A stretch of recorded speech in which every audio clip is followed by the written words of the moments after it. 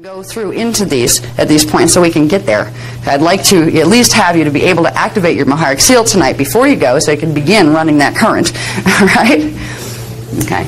Oh, I also too want to point out, we do have, yeah, I guess there's still some left. The Tangible Structure of the Soul program was also meant to help with this. This program was given before January of 2000, before D12 frequency was available. It begins to build the lower currents all the way up to D11. You use that program with this program, and you're amplifying the heck out of your Maharic seal. Just so you know, that's where that fits in, because some of you have seen that and some of you have bought it over there.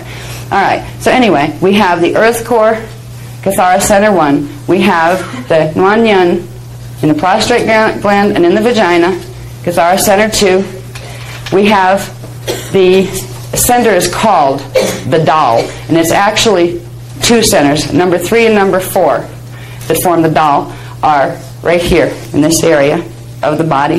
They're over the I can never even pronounce that, uterus in the males, and the females, they're in the ovaries.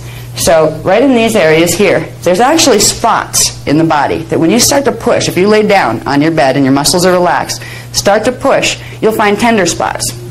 There's actually spots where the nervous system in the body is more sensitive in those areas because it's connected to those areas. So start poking your body a little when you go home tonight. Look at the grid, look at where they are, and see if you can start finding them, because it helps if you can locate them in your body.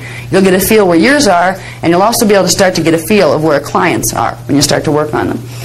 All right, 5 is called the Seat of Amente. Now there's reasons for that have to do with the halls of Amente stargates that we won't get into here. just the name of it for now. Okay, it's at the navel in the central body current. So it's right where your navel is, but go right to the center of your body where the central body current of electricity runs up and down the body. Okay. The 6th and 7th are called the wings for short. Okay. They're in the shoulder indents, and they go through to the back.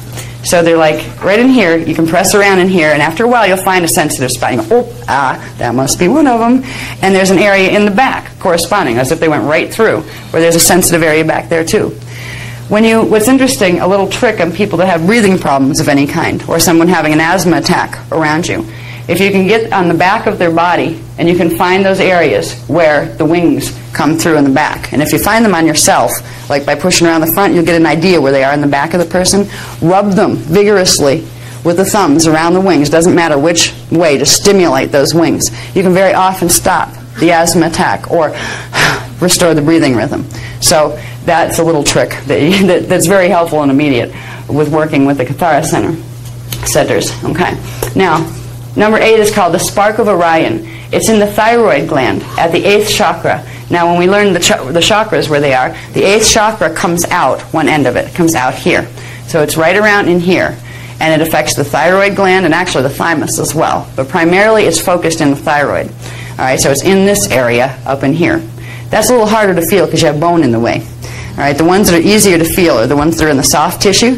And that'll give you an idea of what a Cathara center feels like, because you'll actually go, oh, ow, no, it didn't really hurt, and you press on it, it's like, no, it didn't hurt, but you kind of flinch when you first find them, and you push on them hard. The 9th and the 10th together are called the Shar. They're in the brain, actually located in the brain, but behind the ears, back in these areas. Now, it was hard to show that on this diagram, but they're behind the ears, and they're literally inside your brain, so they're hard to get to if you're going to directly rub anything. You don't need to worry about rubbing them, because most of what we're going to do with the Cathara grid is run energy through it, and we're going to use chakras to run energy through it, and then they're much more accessible because they're on the outer levels of the body. The 11th one is called the crown jewel. It's in the pineal gland at the center of the brain. Now, our pineal glands, science tells us, are dormant. They've atrophied. They're useless. They do nothing. Just wait. Let's see what they say 10 years from now. Okay. The pineal gland has a whole bunch of things to do with running the Kundalini currents. There's something called craniosacral seals. In the pineal gland, the cranial seals are in there, and they connect to a set of corresponding seals in the tailbone. And when these seals begin to open through activation of the DNA, they progressively allow more and more currents to run up the central body current, which feeds the chakras and all the rest of the systems. So there is the 11th Cathara center is located in the pineal gland, and it will, as these centers begin to activate, they will progressively, as your DNA begins to activate, it will create the chemicals that bring the pineal back into activation. It'll be critical mass activation. First, you get little bursts of it, then it'll shut off. It'll go so fast that if science studied you 24 hours a day under a CAT scan, they weren't going to see anything. 3 or 4 years later, they might start to see little weird light spots that are appearing on CAT scans in the brain regions that they can't explain why they're there, because the pineal begins to transmit light. So there are things that this center is going to be activating. As we activate the currents here and begin running them up and down, we're actually triggering activation of all the centers, but it's an in-sequence activation. There are some Eastern philosophies that teach you how to activate some of the Kundalini currents. Now, the Kundalini currents go directly, they are the primal life force currents, the lower aspects of them. There have been Eastern philosophies that teach you how to activate them, and people have really bad activation sometimes, where they crash, they go nuts for 6 months, they get physically sick for 2 years. These are not going to happen with these activations. There's something that they have not incorporated into the teachings, in the Eastern teachings. Well, it used to be there, but they took it out. Which is, first of all, if you have mutations in the DNA and you start blowing those currents through, you're going to create all sorts of blockages all over the place because the frequency can't go through those blockages. Without the D12 resetting the pattern, you got to be nuts to run these frequencies. But because we can run D12 frequency, you can bring the D12 frequency in to restore the mathematical pattern, which will allow for the time that you're holding the D12 in the body, will allow you to have the right sequence of frequency activation. So as the Kundalini currents activate, as we run frequency through the Cathara grid, we are building the ability to run more of our main vertical current, but we're doing it in the right sequence. We're doing it in the proper sequence as held in the divine blueprint. So you're not going to have crazy crashes. You're not going to have your body explode on you and things like that that can actually happen if you use the Kundalini currents in the wrong way. That's why it's the safest DNA activation program that you'll work with. You'll still get some weird feelings sometimes, like you're having hormone rushes, which you are because hormones respond to what's happening in the template. But you're not going to have those horrible crashes that, you know, in some, I've heard about several people who've literally had to be institutionalized because they went mad by running the Kundalini currents trying to blow the sacral seal, the craniosacral seals, too early and out of sequence. So you won't have to worry about that stuff with this.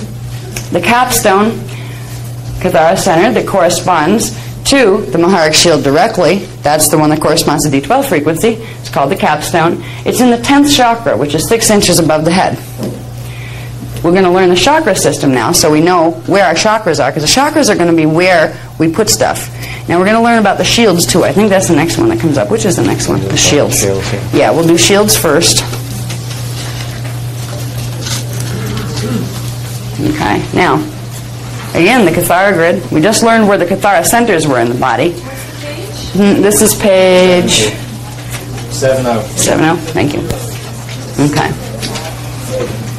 The shields that we talked about, they're part of the Cathara level 2 grid. You have the 4 shields. This corresponds to density 1, dimensions 1, 2, 3. Density 2, dimensions 4, 5, 6. Density 3, dimensions 7, 8, 9. And dimensions 4. Density 4, dimensions 10, 11, 12. This one's your Maharic shield. This is what we're going to activate. So we can, and we're going to activate just the little center parts of it. If you activated the whole thing, it goes out for 144 miles. Yeah, it's big once it activates. And when it activates, it creates, under the feet, a crystalline structure that you can see with D4 and higher frequency. Like with D4 perception, you could actually see the grids glowing. And it's like a disc, like a little hover disc that you get to ride on, like a platform of light. And at first it starts out small. And we begin to activate just the center frequencies. And progressively, as we work with running D12 current, we bring more and more of it into activation. If the whole Maharic shield is activated, you'd have all of your 12 strands activated. And that would be, you would have a 144-foot disc. And you would be able to expand and contract the disc as far as you wanted to. You could send it to China and back to pick up information or to send messages or to bring frequency. But the first part is getting it activated. Now, the Maharic shield will activate down here, below the feet. You have chakra 12 down here, and that's 6 inches below the feet, and 6 inches below that you have your Maharic shield. If the 12th chakra isn't open, you can't run, you can't activate your Maharic shield. Remember, this is the thing we haven't been able to run for 200,000 years here. So this is a real treat that we get to do this. The Hierophant symbol code that we talked about before holds a mathematical key that will open chakra 12 and trigger activation of the Maharic shield. Now there are 3 other shields on the body. They're the lower frequency ones. This one down here, when your DNA strand templates 1, 2, and 3 are completely and fully activated, all 12 subharmonics in each one, there's a little shield of energy that pops out, kind of like a hula hoop, but a little lower. And you can learn to actually modulate it and move it and change its angle, and it gives you different levels of knowledge, different information. But in the beginning, it's just about getting it activated. Now, people that work with dimensional Merkaba activation instead of harmonic Merkaba activation, dimensional means they're only using the single smaller Merkabas and parts of the spirals rather than the whole spirals. They are teaching you to use this shield, which is your telluric shield. That corresponds to your mental body, emotional body, and physical body. They're teaching you to use it actually, at the moment, in some of the teachings, a reverse rotation. So you're reversing your DNA codes by spinning it in the wrong direction. Yeah.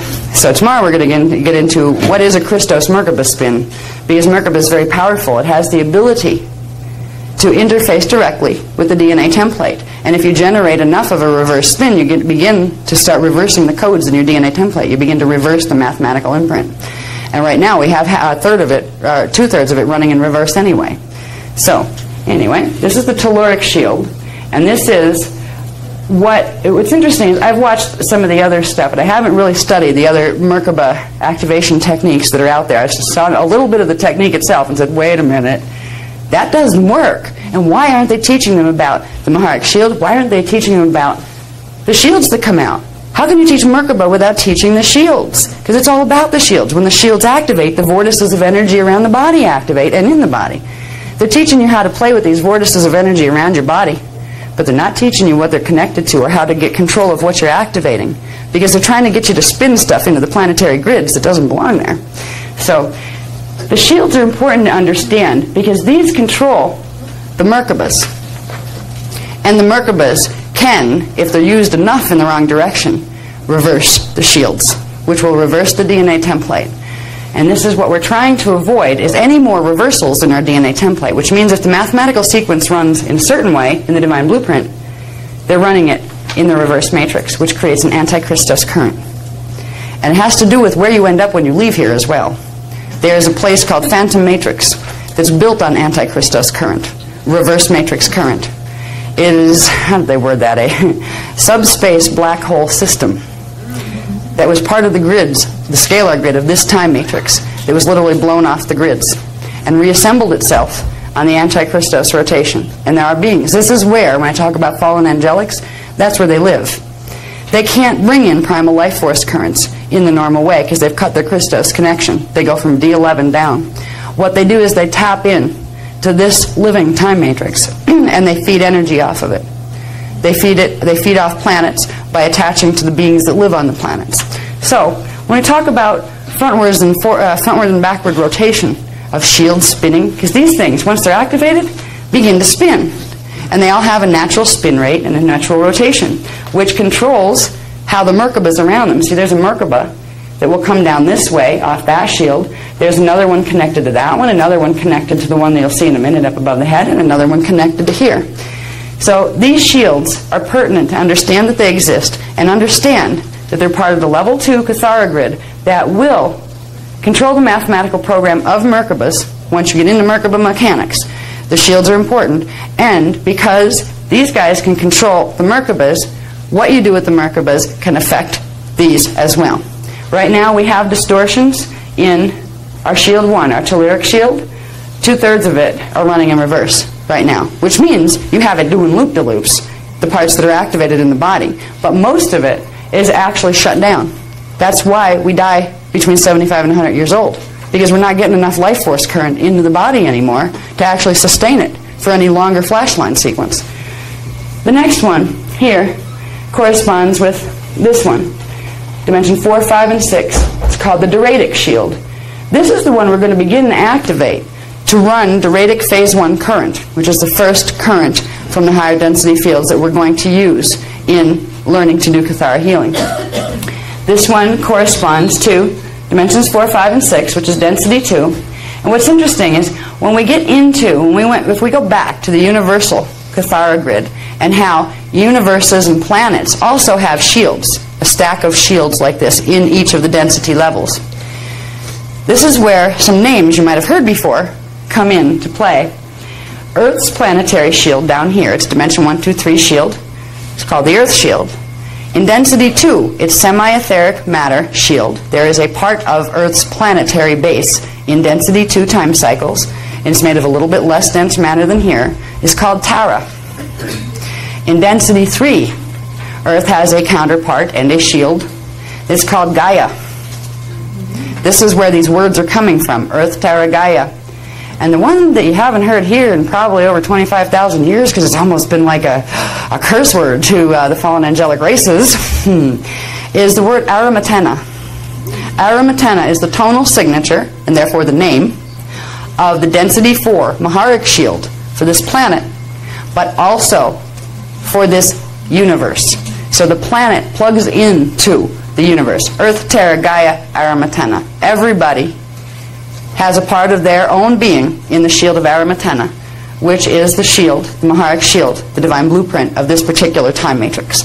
So, when we look at the shields, we can think of the levels in our own body, but they're also the Earth, Terra, Gaia, Aramatena system.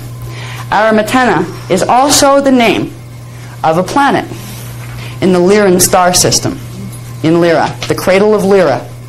That's the point in the Universal Templar where stargates 12, they correspond 12, 11, and 10 exist in Lyra. They are the 3 first stargates you need to go through to get into density. Anything has to come through them. So that's why some people have heard of the cradle of Lyra concept. That's why they call it that, because those stargates, those Cathara centers on the universal level are located in the Lyra star system.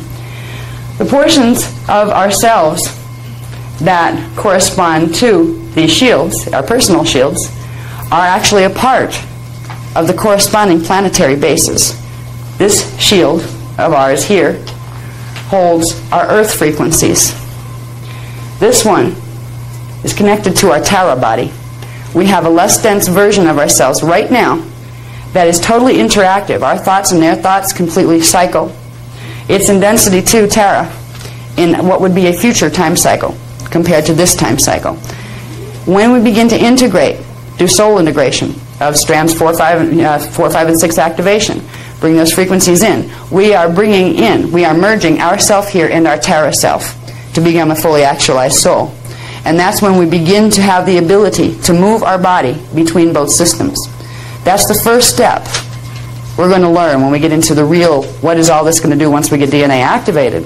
Eventually we're going to be taught, those of us who can be trusted, and it's a big trust factor, to bring somebody from this time field where everything's so messed up through portals, because that's how you get there.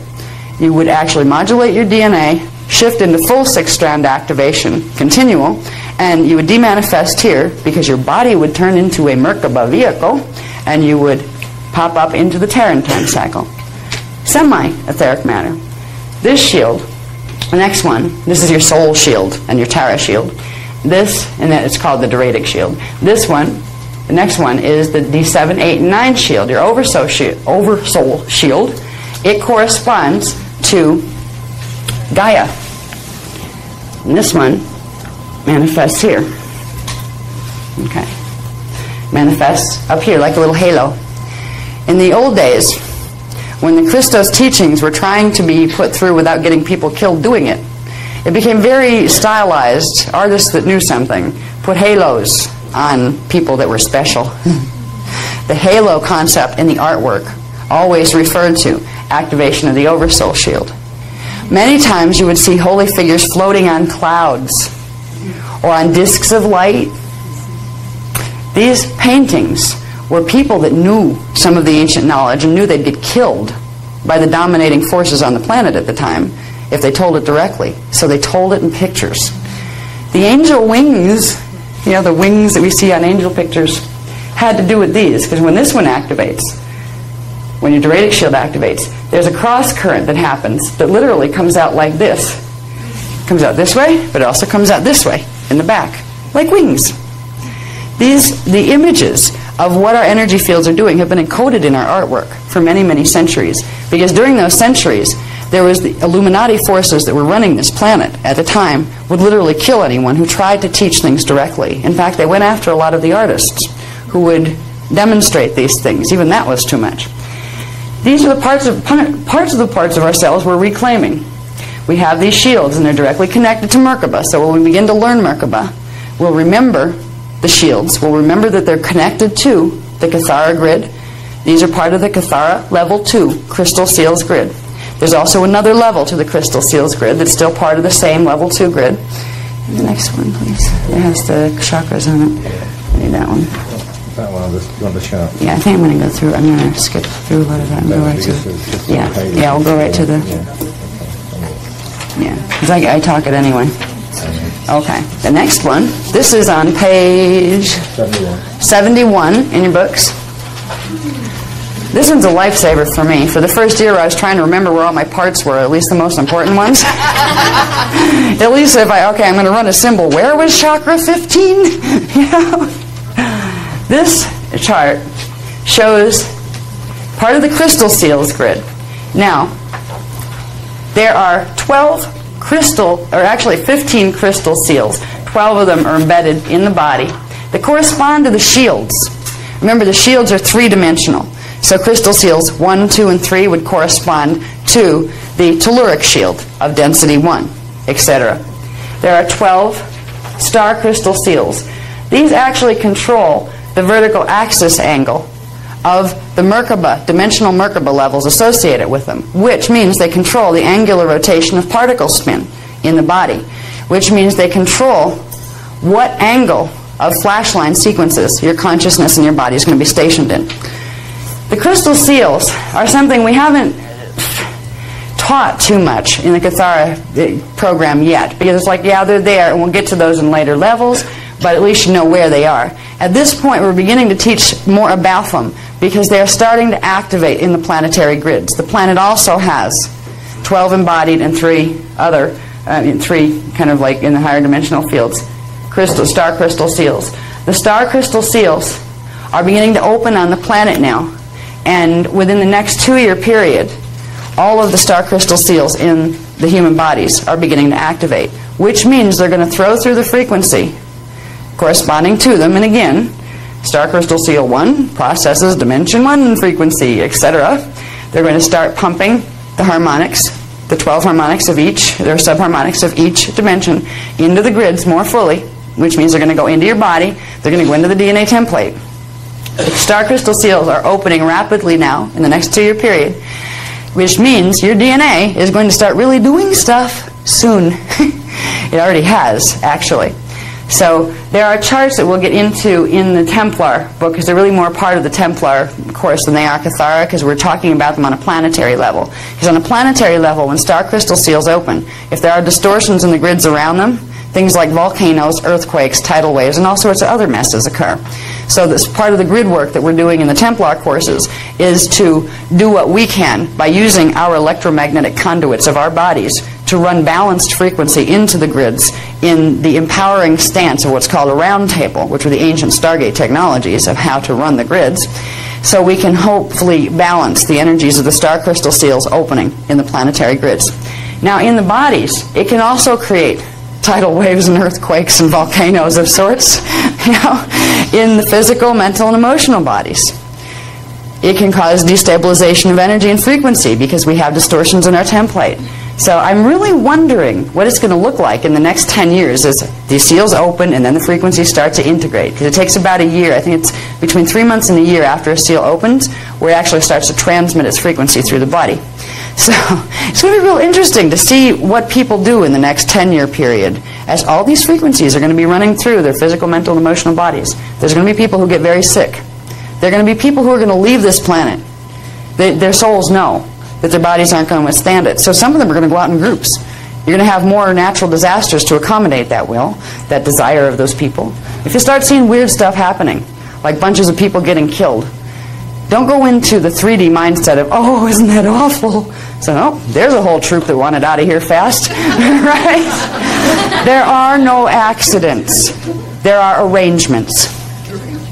And they may appear to be unfair sometimes, but there are reasons why the particular arrangements were chosen, and they weren't inflicted on the people. They were chosen by their own soul over soul and avatar levels. So, when we get into crystal seals in the personal body, it helps to know that they exist. They're in areas of the body that right now we don't need to learn where the crystal seals are, because we're not going to do anything directly with the crystal seals, because again, the chakras are going to be the most important place, because this is where you're going to be running frequency through. Now, there's these things here. Let me see. Ooh, I'll try this. This wonderful lady said, why don't I try this for a pointer? And I'm so used to my old pattern of not having one, I haven't tried it yet, but I'll try this. I feel like the old school marm kind of person. Yeah. I used to use one of the laser pointers, but I tend to move so much when I talk. I'd be holding it someplace, and I'd look at it, there, and so, wait a minute, oh, no, it's up there. And I kept losing my place. So I went back to the finger. All right, these things here that are drawn as little stars are the star crystal seals. They're the only ones shown. There's another type of crystal seal that's a little bit smaller, and it controls dimensional Merkaba axis and instead of the harmonic Merkaba axis, because the star crystal seals control the larger harmonic Merkaba axes, what are called seed crystal seals, are little tiny ones that look like this, but there's another set of them in between each set of chakras. So you'd have one here, see these little bow tie shaped things? That's one chakra. Chakras are bow ties. They're like a set of black and white holes hooked together at the center that make a bow tie. And when you take the seal out of the middle, they come together and become a Merkaba field. All right.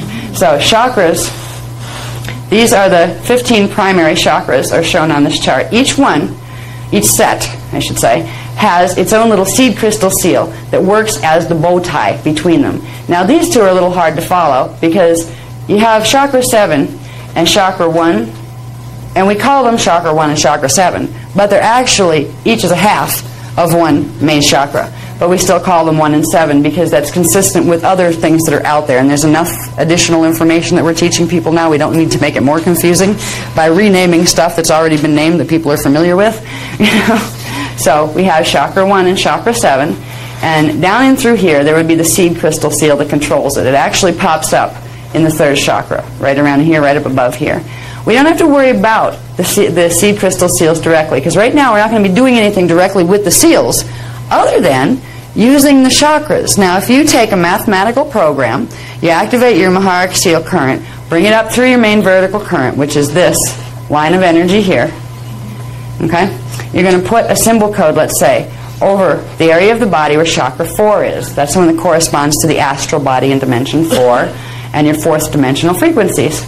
You'd put the mathematical program here, use the breath to induce it, and bring it in. Where does it go? It goes into the seed seal. So you're actually programming the seals when you use the chakras to put in symbol codes or to run light or frequency. Now the seals are part of the level 2 Cathara crystal seals grid. So what you're doing by programming through the chakras into the seals is bringing the desired mathematical program and frequency directly into the level 2 Cathara grid, which will translate it down into the level 1 Cathara grid. So you can work with the chakras to work on level 2, and it will take it into level 1, and you work with level 1 directly to amplify the frequency and clear it with the D12 frequency by running the Maharic recoding process. So they're all interwoven systems, and as you're doing all of this, as you're working with these systems, you are progressively clearing and building your Merkaba fields. All right, and we'll talk more about Merkaba fields tomorrow in the Cathara level 2 introduction. But everything here that you're learning about these other parts directly fill in a piece of the frequencies that form your Merkaba vehicle. So people that have heard of Merkaba and that are familiar with Merkaba teachings but haven't heard any of this stuff, you've been shortchanged on your Merkaba teachings because they're not teaching you what they're connected to.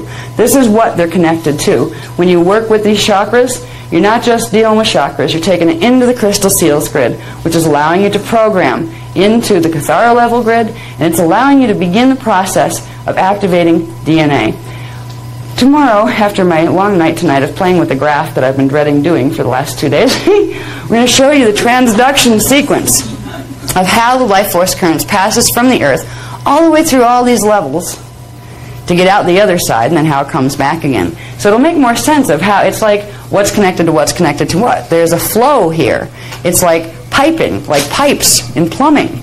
You know, to get from point A to point B, there's a conduit of energy.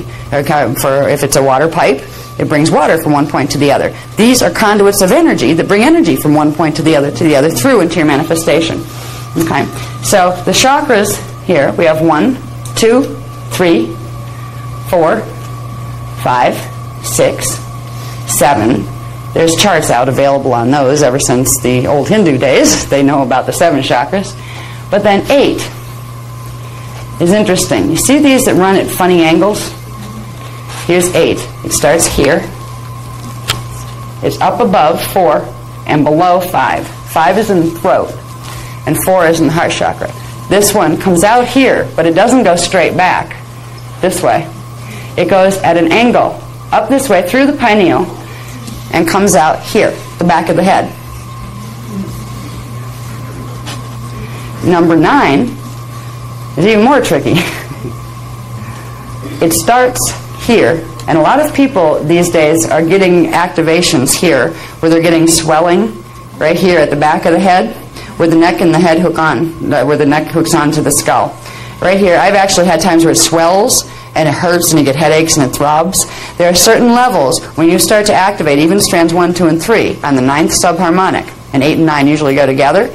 That's where you usually start to feel the frequency build up. It's just starting to come into the body, and it can be really weird. It can feel really pushy and squishy back there, like it's swollen, and then it'll go away, and then you might have a day where you feel like you're in a fog, like somebody put cotton in your brain or surrounded it with a nice, gray fuzzy blanket, because no matter how hard you try, you just can't get focused. You feel like you left part of yourself someplace, like back in the bedroom when you woke up this morning. These are part of they're very transient symptoms, but they're some of the things that happen when these higher chakras begin to activate, because these have not been activated in ages. 8, 9, 10, 11, 12, 13, 14, and 15 have been dormant for a very long time. In most people, even 6 and 7 have been primarily dormant. 6 gives you the inner vision and the higher vision, the interdimensional visuals. 7 allows you to connect with all sorts of frequencies up there that bring knowledge to you that's been blocked from this planet by the fallen angelics. So we are reclaiming our biology these days. The planet's helping us now that it can run D12 frequency. We're going to be active. These are going to all be activating now. And they go through their natural cycle where the first subharmonic of D8 will activate, then the second, then the third. You'll get little bits of activation of these as you get little bits of activation in the corresponding DNA strands. In the 12-strand DNA template, it's real easy. Strand 1 corresponds to chakra 1, corresponds to seal 1, corresponds to the Cathara center 1. They're all connected. So it's not hard to remember. Once you have, once you remember where things are located, at least knowing what they're related to is pretty easy to follow. All right, so you have we're back here, chakra 8 goes this way, chakra 9 goes that way, and again it crosses through the pineal, and as these activate, it releases the pineal seals progressively. Pineal seals are connected to other seals down here in the tailbone, that when these release, that's when you start feeling like somebody kicked you in the back of your tailbone, where it starts to get squishy sometimes, and you wake up. I've woke up in the morning sometimes and realized I was activating current all night and not knowing it, and I felt like it wasn't made of bone anymore. It felt like it was made of very loose cartilage, and it was like, how do you stand up if your tailbone and your first vertebrae are made out of very loose cartilage, because they're not rigid and they don't hold you up, and it hurt. So there are times when you might get a series where, especially in the morning is when I get them, where my body is activating current at night to get me ready for the next day and the next level of DNA activation, and I wake up with backaches, and it's usually right centered on the tailbone.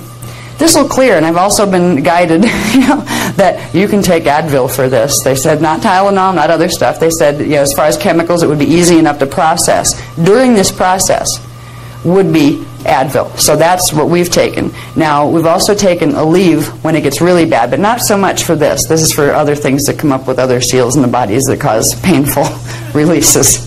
Not all activations are painful. I don't want to scare everything. Oh God, is this what I have to look forward to? There are sometimes where you get bursts of energy, you feel great. And you can feel yourself expanding. You can feel your awareness coming in. You'll start to get rushes of energy that, well, if you realize what they are, they won't scare you. You don't have to go running for the hormone pills right away. It can keep you up at night. Who said 8 hours sleep was natural or normal? First question.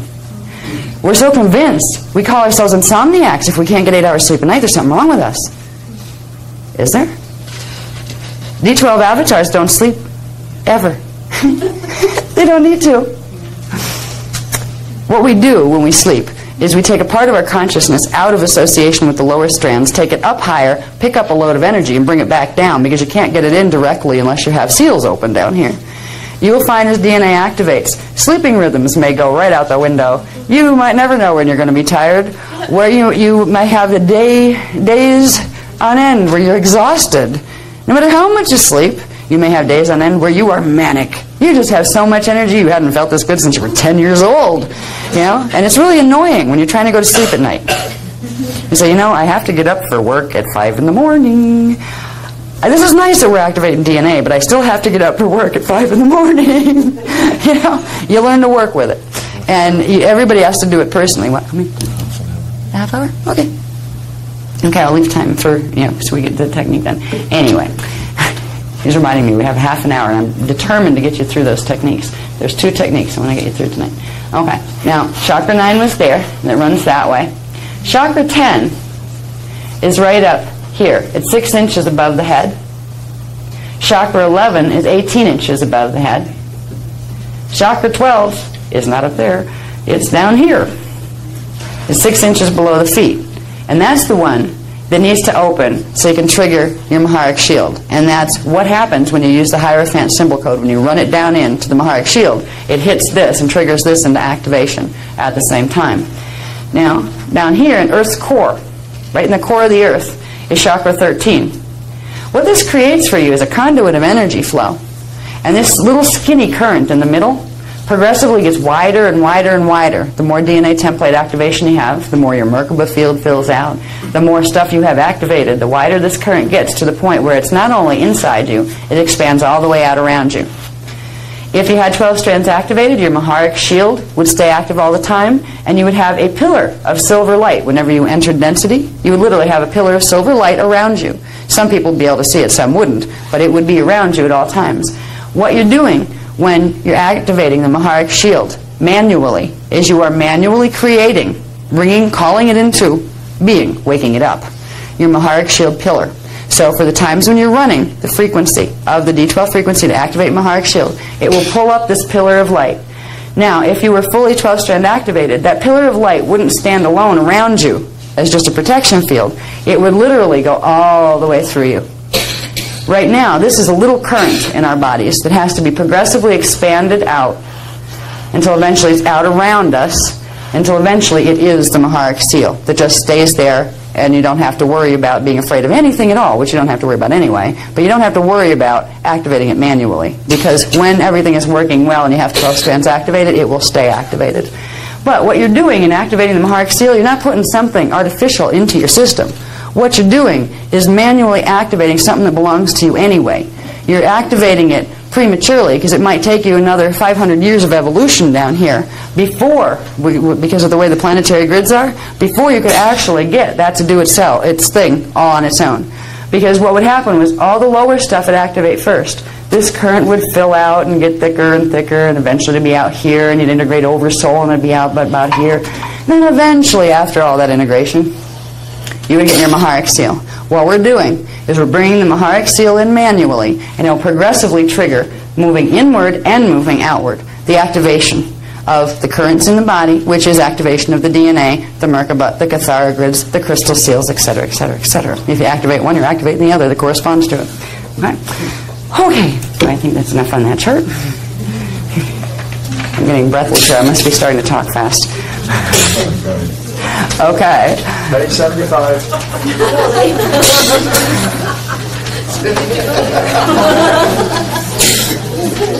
I'll let you read the little words all to yourself because you can make sense of what they mean. I don't have to dissect every word on this diagram, thank goodness. The purpose of this is to show you that, okay, you have your chakras, and remember the crystal seals are in there, but I didn't complicate the diagram by putting them on here too because you already have them on the other page. These are showing the levels of the Huva bodies that I talked about. The Huva bodies form your auric field. The auric field has a bunch of levels that are broken into groups of 3, and each of those groups of 3 are the Huva bodies around you. So here you have your central body current. Here you have what's called the etheric body. And this is actually something that connects you directly to your antiparticle double in the parallel universe, and it also connects you to the D15 primal light field, which is your connection to the higher light fields.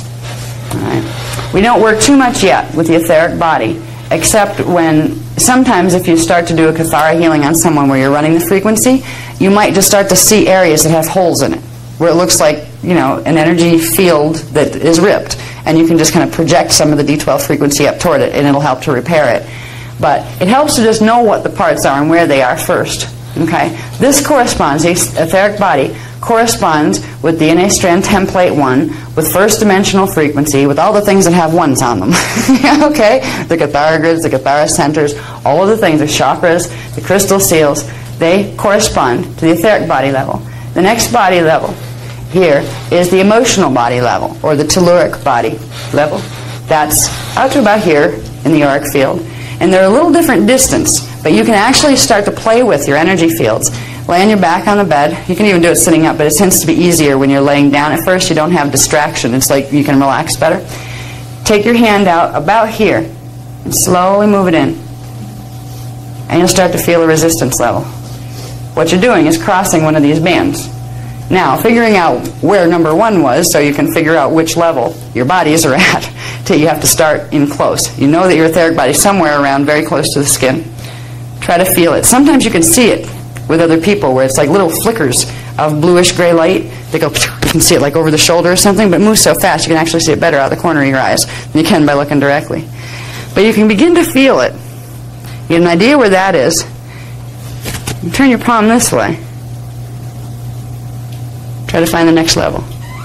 And you will eventually be able to find a little tiny bit of resistance. And that's showing you if you're real careful, and okay, there's that resistance, move through that resistance and move it slow. Because if you move fast, you'll blow right through them. And you'll think number 1 is out here and number 2 is like right next to it. So if you go real slow, you can find your levels. And it just helps to know where they are. It also helps to know, because after a while, you'll start to get feelings. If you walk into a room, you might start to get a feeling. And it wasn't even in your body, really. It was like over here. Where over here? How close to your body was the feeling? You can start to find out what frequencies are coming at you where you are. You can also feel the same thing. If you walk into a room and somebody's sending something nasty on the D2 frequencies to mess with you in that room, to mess up the grids or to cause you harm in your body or something like that. And there's a lot of grids like that on the planet right now. The Illuminati are having a field day with their electromagnetic technologies. They're sending all sorts of frequency messes around. You might find it in the chakra. Second chakra would correspond to the emotional body level, would correspond to D2. Means there's something coming in at D2, and you're feeling it. So you'll learn to begin to be aware of what your body is telling you. It's telling you that because if you feel it down here, you'll also notice there will be some place in the emotional body field, a corresponding place where that frequency is also.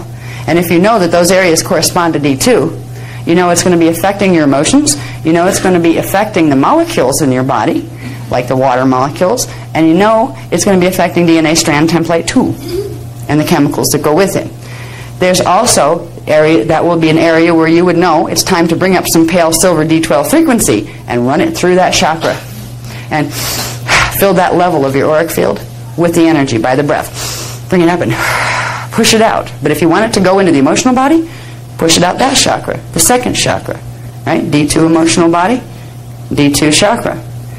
If you're picking up disturbance there, or if you're having an emotionally bad day, that's implying that there's something ruffling around in your emotional body field and in your second chakra. Run D12 frequency through it, breathe it through, and breathe it into that level of the auric field, and you will begin to clear the stuff that's out of harmony within your field. Same with mental body, which is here. Okay, you have the etheric body that connects to the physical. You have the emotional body. You have the D3 mental body. And there's a barrier here. We'll talk about the barrier tomorrow. This is where we get into radial body stuff. It's not introduced here yet, but in between here and here, there's a very magical thing called a radial body, which gives us huge power in beginning to be able to have our thought forms manifest the way we want them to. So we'll do that. We'll deal with that tomorrow, toward the end of tomorrow. But meanwhile, we have D1 etheric body, D2 emotional body, D3 mental body, D4 astral body. Astral body is the second level, the middle level. Same thing as this is in density 1. the etheric body, which is the thing that gives the subatomic physical imprint that makes the physical body. So this would be the D4 physical body imprint, okay, for the next harmonic up. This is where your soul body starts, but it's also where your consciousness first goes when you pass out of the dream state. When you're awake down here in the beta brainwave patterns, you're floating around down here.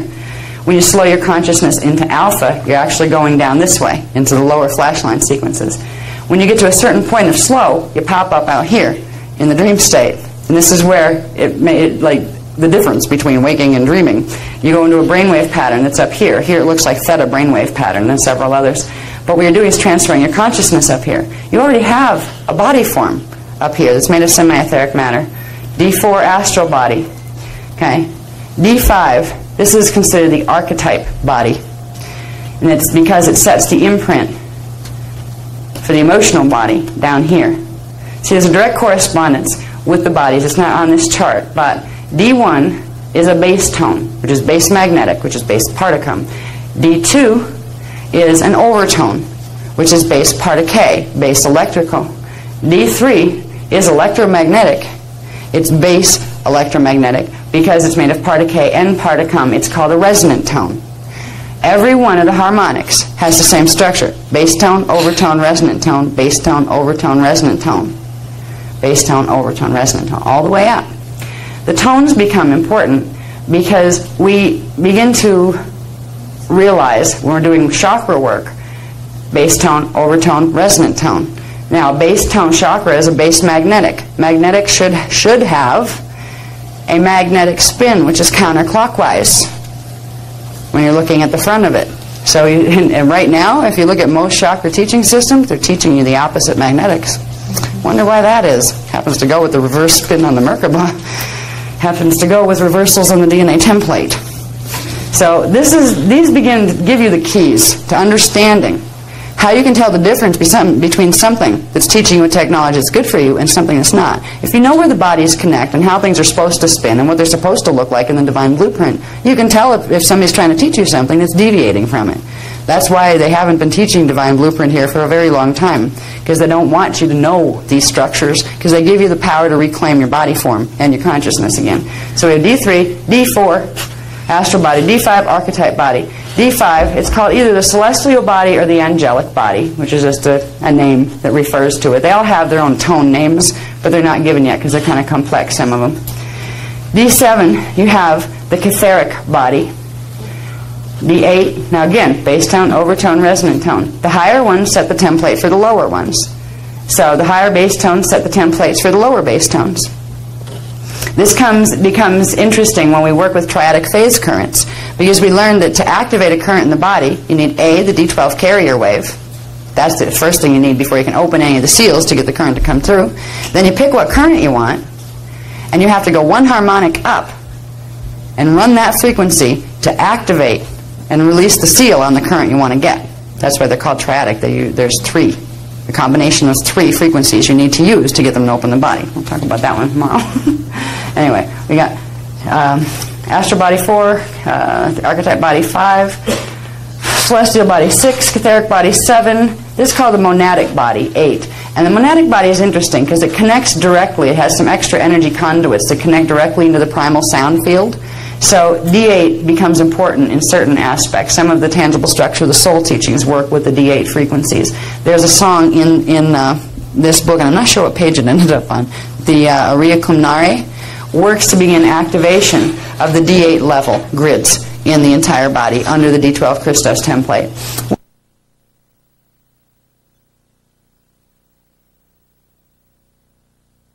Correspond in the DNA templates that correspond, etc., etc. The Aria Kumnare is the first one to work with, and I don't usually put it here, but I'm being guided to let you have that to go home with tonight, like to play with it. 86? 6. It's in the front. Okay, it got put in the front. It was in the back for a while. It might still be in both. 114. Yeah, page 6 and 114. Okay. We'll find that anyway. And so can you find it? I would like to find it, to find out what page it's on, so I could tell them all what page it's on, and we can sing it once. 6 at the bottom. Okay, try that. 6 in the beginning. I might have. There it is, right there. Yeah, what's the page at the bottom? Right at the back of the page 6. It's 6 at the bottom, right? Yeah, okay. Yeah, it's page 6 at the bottom. Using the sound tones, and again, that's in the Anahazi language, the first translation of verbal language. This song will begin the process of activating the 8 subharmonics in all of the strands going down. And that's the first process. You're going to be activating D12 frequency tonight, but it helps to begin to start the body with D8 instead of D12 subharmonics. Now, when you use them both together, it amplifies both. Amplification means you're going to be able to run stronger currents. Means you're going to get more for your money. Not money, but for your effort. You're going to get more frequency for the effort you put in. Okay? We'll just go through these real quick again. The 7 catharic body, the 8 monadic body that we're going to work with that song. The Uriyakumnari. The karyotic body is D9. D10 is the Christic body. Oh, isn't that D12? No. All right, bless you. All right, the Christic body starts at D10. Remember, D10, 11, 12 is the full Maharahuva body. But it's not the highest level of consciousness. True, we call it Christ consciousness because we sound like we're coming from an Eastern philosophy if we call it nirvanic consciousness. And we also sound like we're telling you to go space yourself out on TM and just go Om for the rest of your life where you don't do anything with it. That's not nirvana. There's been twists on what nirvana is supposed to mean. But the names of these bodies start to show you where some of the teachings were coming through and what levels they were coming from. The original Christic teachings were beginning with D10, and they worked up into what are called the Buddhaic body teachings, which are the D11 teachings, and then into the Nirvanic body teachings, the D12 teachings. They're all Christos teachings. They're all about activating the D12 Christos frequency in the body, the divine blueprint, so you can get the rest of yourself. Now, there's other levels of your bodies that would be out here. These are the primary 12 levels of your auric field. Every 3 represents a Huva body. So, the 1, 2, 3, that's your first Huva body. That's the Alpha Huva body. No, wait a minute, Nada Huva body. It's called Nada, N-A-D-A, Huva body.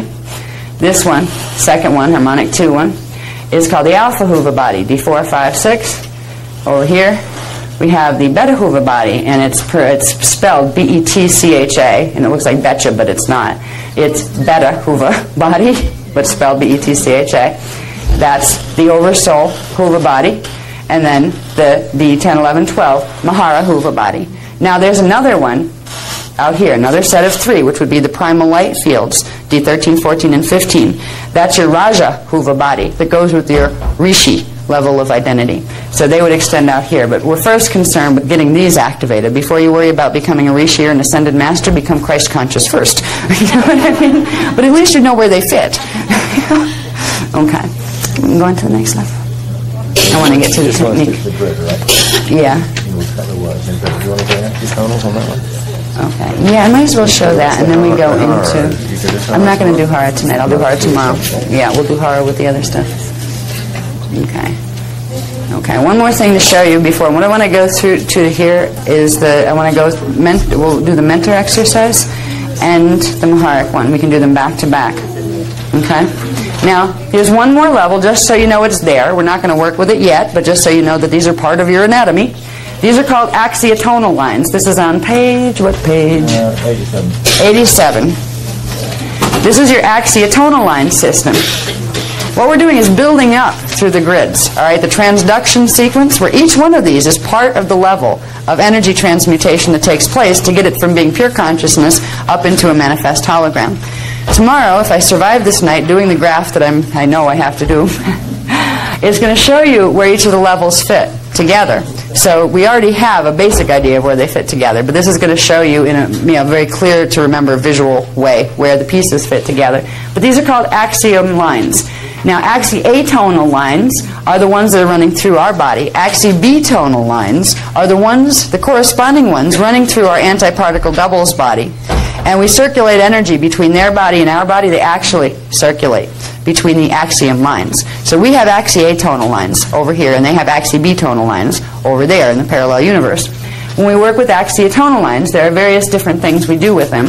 Right now, I don't have, this isn't, the diagram I'm thinking isn't here in this particular book because it was part of the Templar, the Templar teachings for the planetary grid work because it got into some of the confrontational history that had to do with the real crucifixion of Christ. There is the real crucifixion of Christ has to do with blockages. The crown of thorns, which are blockages that cover all the way across here, all the way around the head. They block about 2/3 of the energy out of those axiotonals. There are blockages in the palms, the nails in the palms. There are blockages in the feet, the nails in the feet. There are blockages in through here that are the stab wounds. There's a whole thing that we learn in the Templar teachings, in the planetary level Templar teachings, that has to do with the crucifixion story. And the fact that is a historical fact, Jesus was not crucified. We were. The man, Jesus, was not crucified. He ascended. But of course they didn't want to tell you that, because then you might want to try it too. There's a whole story, a whole lie put in the Bible that wasn't there when Jesus was alive. It wasn't there right after he was dead either, because he didn't die. He left. He was done. He couldn't do anything more here. And so did the other Essenes that were working with him. He didn't leave alone. There was a whole troop of them that ascended through the Ark of the Covenant portal passage. And that's something they took out of the records, and I do believe, I won't mention where in Italy, that they're being stored. That's as close as I'll get. But there are some very old records stored there. Okay, so the axiotonal lines are actually the feed lines that are bringing the energy, the frequencies from your Cathara grid templates and from your chakras and all that. They're running them through the body systems, and they're bringing them up closer. You know, we're getting closer and closer to the manifest body itself through these levels of energy structure.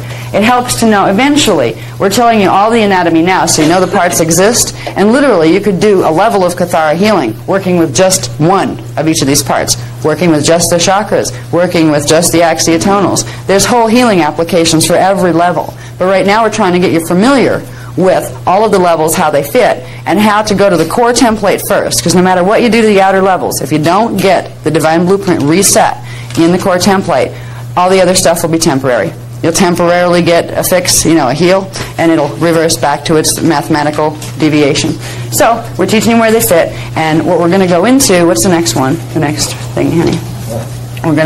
I'm determined we're going to get you to do these two techniques before. Let us show them that real quick. Yeah. I'm going to save Merkaba for tomorrow. Yeah. All right. This is just to really quick show you a diagram. Now, this isn't what your DNA template is going to look like. If you got to look at it with, look down into your DNA. This is a diagram to show you the relationship between strands. This is page, what? 92. I'm not used to doing the page things. Thank you for reminding me. I'm not used to, just saying, well, this page. I'll get used to it. Anyway, this is a 12-strand. An illustration of a 12-strand DNA pattern. Okay? Each set of 3 strands goes with one of the shields, one of the Huva bodies, one of the levels of identity, and one set of 3 chakras.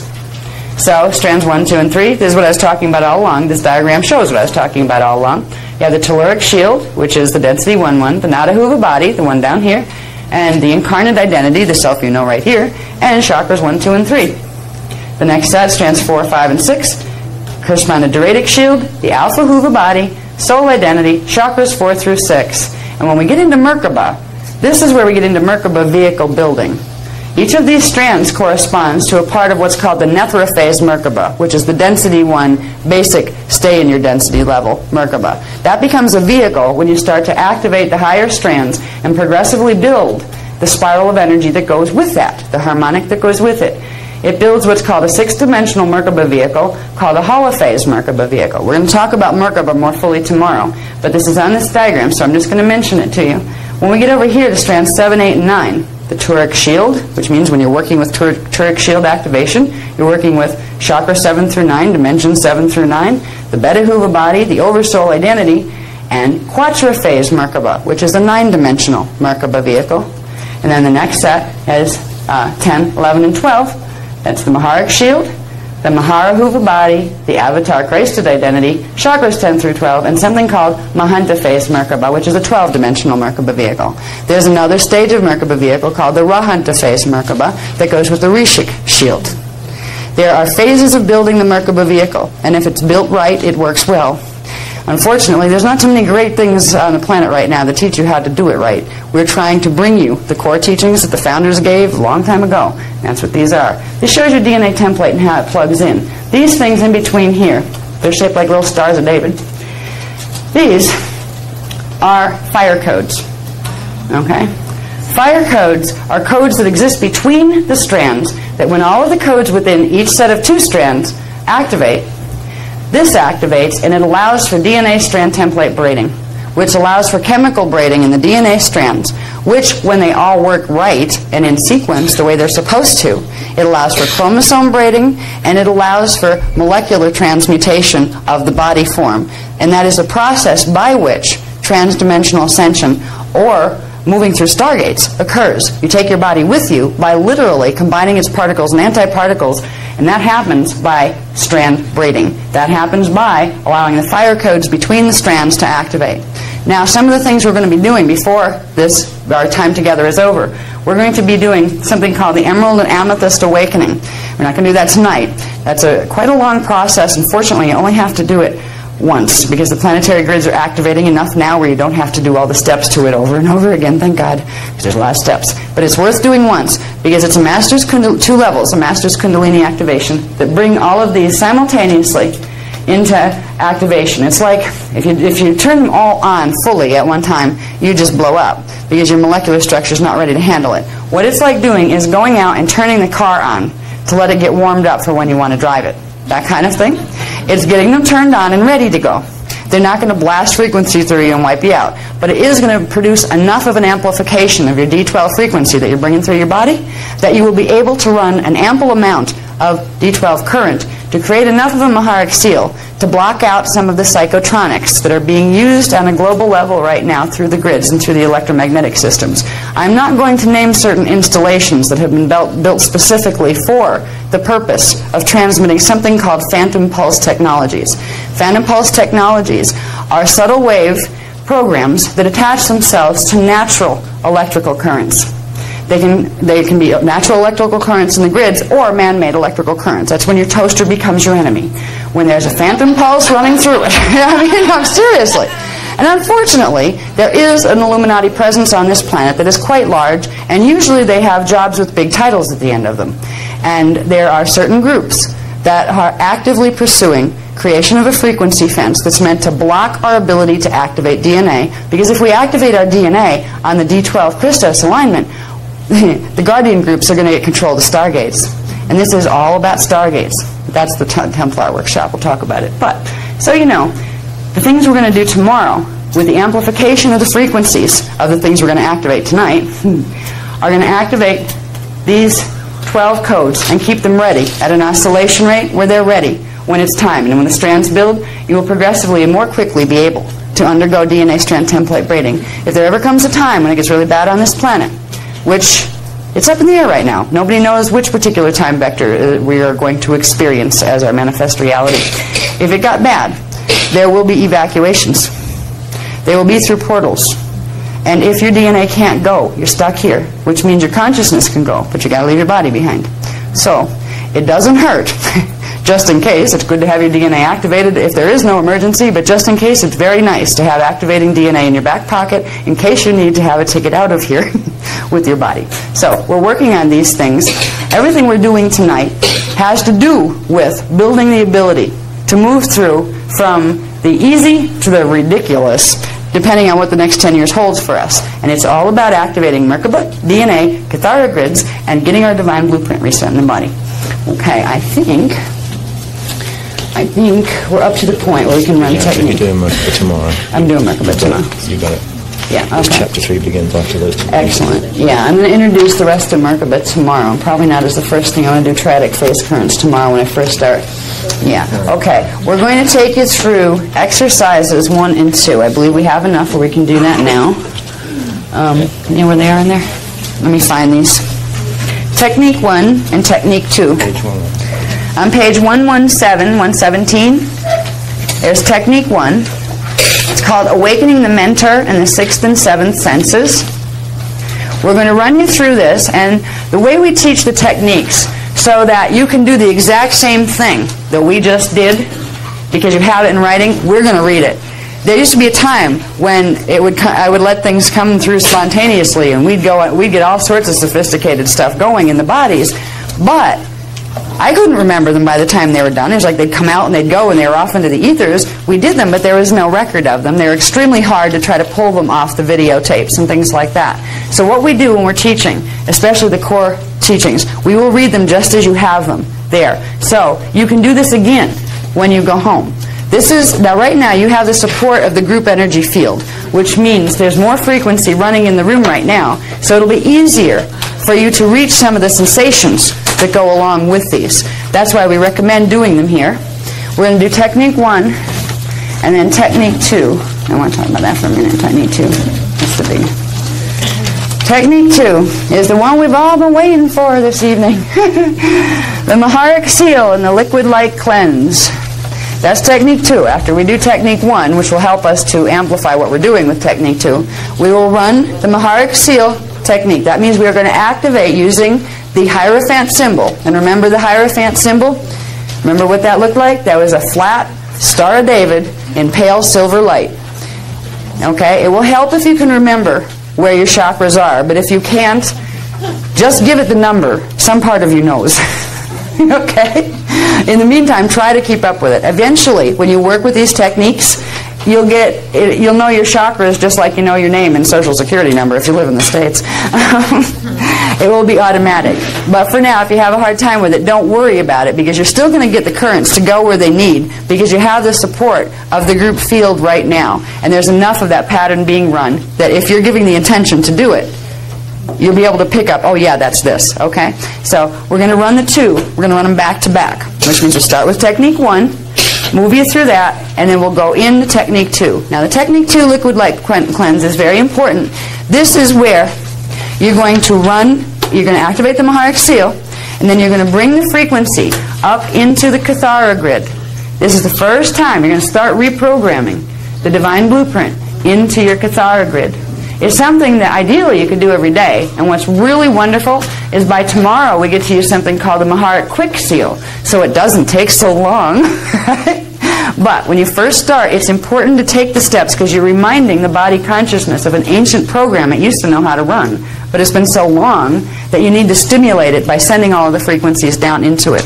Every step in the exercise is a frequency bridge. It's a frequency pattern calling into activation certain frequencies in the Maharic shield. So we're going to begin tonight with that. You'll go home, you'll have your Maharic shields activated, and you can begin from there to start playing with the energy of the D12 Christos current. Now, Az is going to read these, and I'm going to sit down and be quiet. Yes, it's possible. Okay. And I would ask you before you begin to simply try to be aware, but not too aware, of your breathing rhythm and slow it by half. Just give yourself the command. I'm going to slow my breathing rhythm by half now. Whatever that is, because if you worry about it too much, you'll actually start to mess with the process. Okay. Can I just ask about a quick concern? Yes, I'm sorry. I've been practicing the quick seal, and does it do anything to do this? Well, if you've used the quick seal but you haven't used the other things, you won't get very much frequency through. All right. If you've been working with the long version, the Maharic Seal and Liquid Light Cleanse, okay, you should do that at least once a week, or I would recommend once a week. You can go as much as just twice a month with the long version once you've done it for a while. But remember, every time you take the time to run the longer versions, you're getting more current through. You're amplifying the current more. So it's not like you're just going to use 3 times the long version and then decide to just go on to the quick version because it's a lot easier. But what we do suggest when you're working with these techniques by yourself at home, and we have for the Cathara book that's I think you guys, did they get the tape sets with these? No, there are options over there. Oh, there are options, okay. Because I know when we sell it as a correspondence course, there's the audio tapes. You can make your own by reading them, reading the steps on. But we also have them prepared for people that want that, instead of trying to read it. Because you tend to distract yourself by the reading, so you're not getting as much frequency through. These are best done popping on the headphones with an audio tape and run. And you'll fall asleep halfway through until your DNA can hold more of an activation, and then you'll find someday you wake up, you actually didn't fall asleep. And you'll realize you're running more current than you're used to and staying awake and handling it. Okay. I'll just explain, since we're going to do these back to back, that when I come to the Maharic seal, the instructions involve instructions on breathing. And I know that in other group situations, if I talk about inhale or exhale, some people start to do the breathing, like immediately. Other people wait to get a bit more of the instruction before they do the inhale, and the group goes all to heck. So if you hear me refer to an inhale or an exhale, let me read the instruction, and then I'll come back and say, okay, inhale. So you all do it together. All right? So we'll begin with technique 1, which is very simple and very brief. Begin by placing your fingertips of both hands, just bring them together, hold them in front of you, just gently on your lap, and bring your focus of your attention to your navel area. And take a few slow, full breaths. Allow your breathing to slow, just very gently, don't force it, just allow it to slow down. And as you're doing this, begin to visualize, and if you find that difficult, just intend or imagine that there at the navel is a blue flame, rather like a gas stove flame, deep inside the body, just behind the point of the navel on your body. Now bring your fingers to the position of the navel, above the point where this blue flame is deep inside of you, and just gently massage the navel region, while continuing to visualize or imagine the blue flame deep inside of you.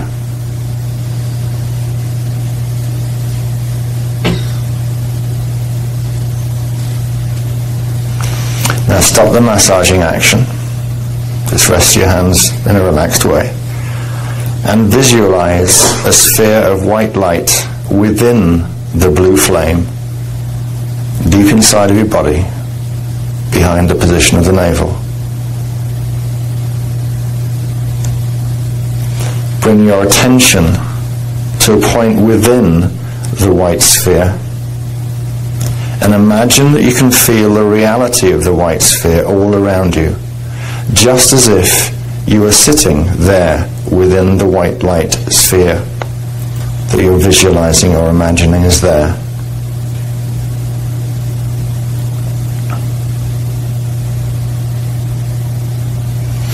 Now continue to breathe gently and visualize this white sphere of light moving upwards through the center of your body until it reaches the center of your brain, the dead center of your skull, in other words, where the pineal gland is.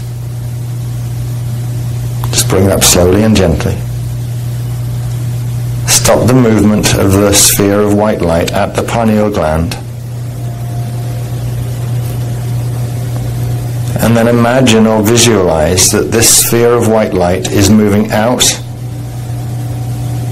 to the right of your head in a straight horizontal line until it moves outside of your head completely, until it is positioned in your auric field just above your right shoulder, about 10 to 12 inches away from the side of your face, really, just above your shoulder. And this represents a portion of your awareness that you have just raised to the 5th dimensional frequencies as a result of its passage through the blue flame and the 5th Kathara center at the navel. This part of your higher identity we refer to as the mentor. Now just spend a few seconds briefly imagining that you can feel the reality of this sphere of white light that holds a part of your consciousness which we call the mentor, resting gently above your right shoulder. You'll most likely see it as a fuzzy ball of energy, a little bit smaller than the size of a basketball.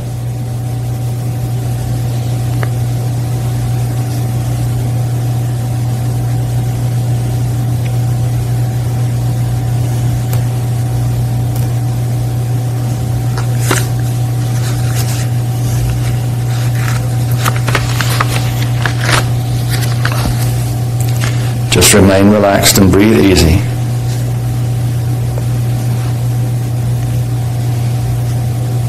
And bring your attention slowly back from your mentor, outside above your right shoulder, and begin to imagine just inside of your forehead, at the point of the sixth chakra, a flat six-pointed Star of David made of white light.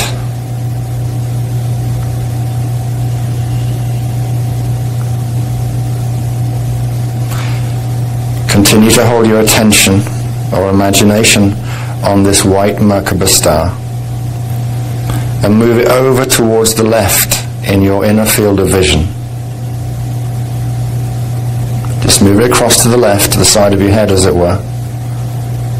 And once you're satisfied it's there, just leave it and bring your attention then back to the center once more of your inner field of vision. And this time visualize or imagine the image of another Merkaba star, but this one is made of dark silver light.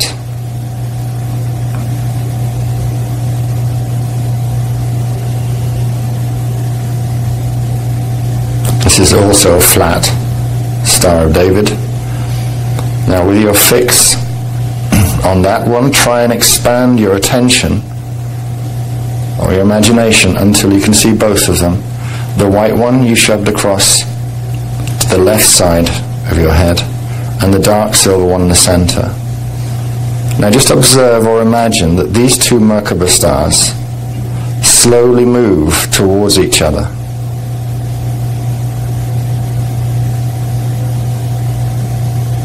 And they will, because they're quite conscious of what you're doing, move toward each other until they merge, forming one Merkaba star symbol, unifying their colors, combining to produce pale silver light. And the best reference we can give you for what this looks like would be like Mercury.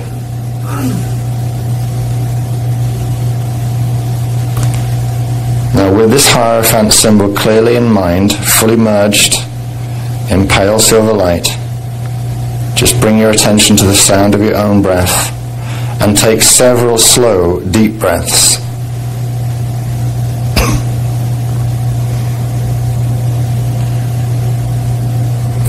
Now wait for me to finish this next section. On the next exhale, use the force of your breath to forcefully push this Merkaba star, or Hierophant as we call it, down from its position at the third eye or the sixth chakra, all the way down to the central body current and into the Earth's core. So on the next exhale, forcefully exhale and push it all the way down your central current, body current, into the Earth's core. And then just take a few more slow breaths while visualizing or imagining the Hierophant symbol in the center of the Earth's core. Watch it there. Imagine or see that the Hierophant begins to spin right there at the center of the Earth's core. And you notice that the dark silver Merkaba star and the white Merkaba star are spinning in opposite directions. Help them to spin progressively faster until this action takes on a life of its own. And suddenly the Hierophant pops and expands to form a pale silver sphere of light, spinning there at the center of the Earth's core.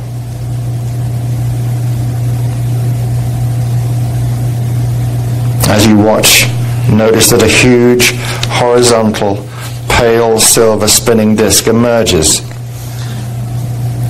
shooting out from the Hierophant sphere, forming a massive pale silver disc of light, spinning throughout the Earth and extending outward into the atmosphere as a rotating horizontal plane.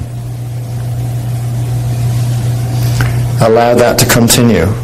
Just watch it spinning there on a huge horizontal plane throughout the Earth's body, and bring the focus of your attention to the spinning silver Hierophant sphere still rotating at Earth's core. At this point, you will now use the Hierophant sphere to activate your personal Maharic shield and release the 12th dimensional pillar of light within your bioenergetic field. So prepare for this by taking several slow, deep breaths while continuing to imagine the Hierophant spinning at Earth's core. Now wait for me a second. On the next inhale, I'll tell you when. Draw the Hierophant sphere up from the Earth's core with the inhale breath, forming a pale silver cord about 6 inches thick, trailing behind the Hierophant as it rises to the 12th chakra, 6 inches beneath the feet. One end of the silver cord remains rooted in the Earth's core. The other end is attached to the Hierophant sphere and follows its movement. So on the next inhale, draw the Hierophant sphere up from the Earth's core. See the 6 inch thick trailing cord behind it, connecting at both ends. Bring it up to the 12th chakra, 6 inches beneath your feet. It will approach the 12th chakra, which will look to you as a transparent disc about 3 inches in diameter. Stop the movement of the Hierophant in the center of the 12th chakra, 6 inches below your feet. And imagine or visualize a sphere beginning to spin. And visualize the diameter of the 12th chakra disc expanding to about 6 inches diameter as the Hierophant spins at its center. Now just take a few easy deep breaths as the Hierophant continues to spin in the center of the 12th chakra. On the next inhale, when I tell you to do it, draw the Hierophant sphere up from the 12th chakra, through the central body current, and up to the 14th chakra, 36 inches above the head. As we do this, visualize the 6 inch thick silver cord drawing up through the 12th chakra and further up through the central body current, following the path of the Hierophant sphere all the way up to the 14th chakra. Visualize or imagine the silver cord as a long, thick, pale silver cord of light running from the Earth's core through your body at the top of your head until it connects to the 14th chakra, 36 inches above your head. So, on the next inhale, draw the Hierophant sphere from the 12th chakra, 6 inches below your feet, all the way up your central body current, all the way up, 6 inch thick silver cord, until it rises through the crown, moves on up 36 inches to the 14th chakra.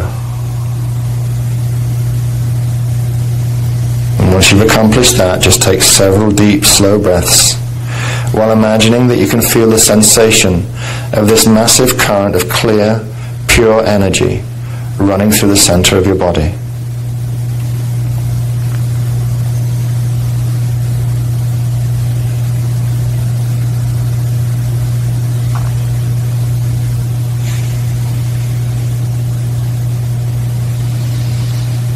On the next exhale, I want you to push the spinning Hierophant sphere down through the central body current while leaving the top end of the pale silver cord attached to the 14th chakra, 36 inches above your head. You will move the Hierophant down through the 12th chakra, 6 inches below the feet, and stop the Hierophant in that position. This is the location of the Maharic shield within the morphogenetic field of the body. So, on the next exhale, push the spinning Hierophant sphere down through the central body current, all the way down to the 12th chakra, 6 inches below your feet, and stop it there. Just breathe slowly and visualize the Hierophant spinning progressively faster in this position, 12 inches below your feet, until the Hierophant takes on a life of its own and suddenly pops and expands to form an expanding horizontal disc of pale silver light in this position, 12 inches below your feet. Try and feel the disc as a circular platform, some 8, 9 or even 10 feet in diameter, forms in that position. And just breathe easy for a moment while you do it.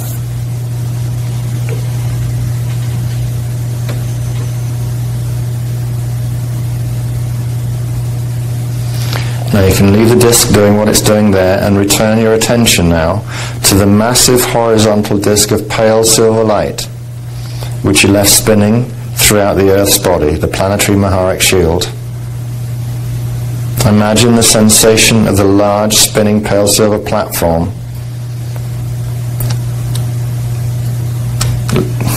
spinning 12 inches beneath your feet, which is your personal Maharic shield.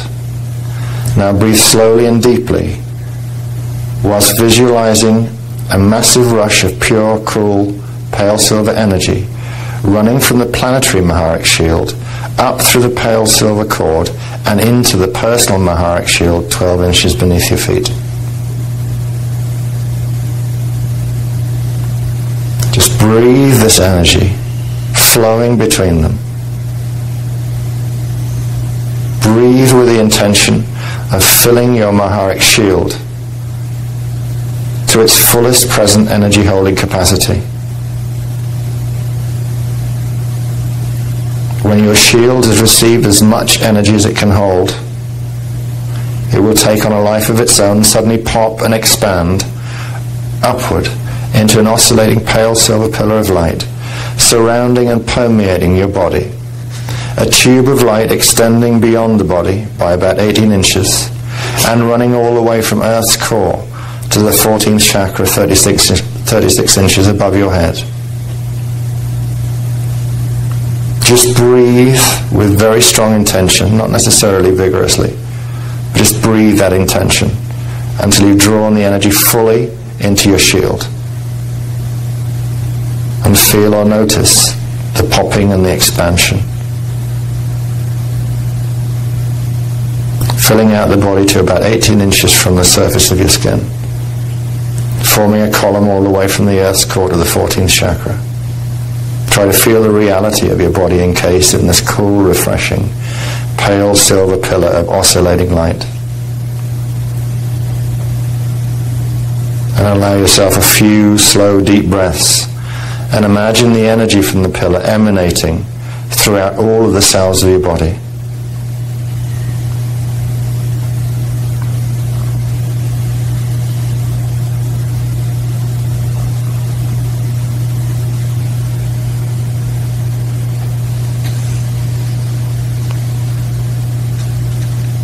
And finally, perform the liquid light cleanse. So as the pale silver pillar of light oscillates around you, place your attention for a moment at the 13th chakra at Earth's core and inhale a final spark of pale silver light from Earth's core, drawing that spark up through the pale silver cord into the main vertical channel of the Cathara grid and into the center of your heart chakra.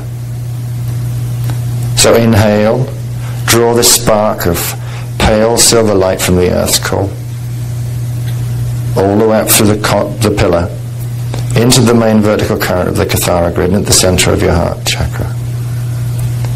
Just breathe slowly and easily while visualizing energy from the silver spark radiating throughout the embodied 12-tree Cathara grid, filling it with pale silver light.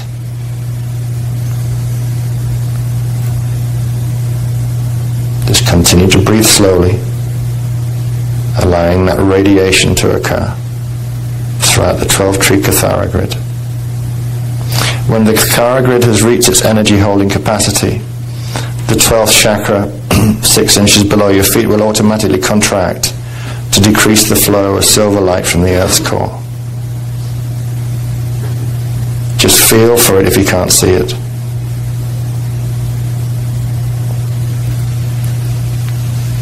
You will feel the flow slow as the 12th chakra contracts.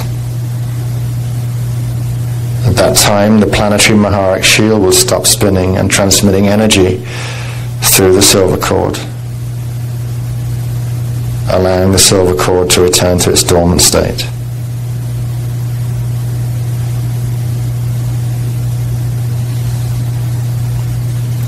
If this is the first time you've performed this technique, the Maharic silver pillar will remain in your bioenergetic field for a few hours, up to 3 or 4 hours. And if you practice this regularly over a 3-month period, frequently, which means consistent daily practice, your Maharic seal will self-sustain in your fields for a period of 12 to 14 hours. And with the use of the quick seal, we'll show you tomorrow. You'll be able to top this up so that you'll enjoy the benefits of the technique more fully.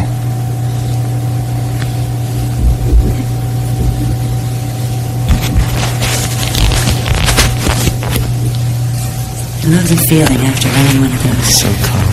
Yes. Okay.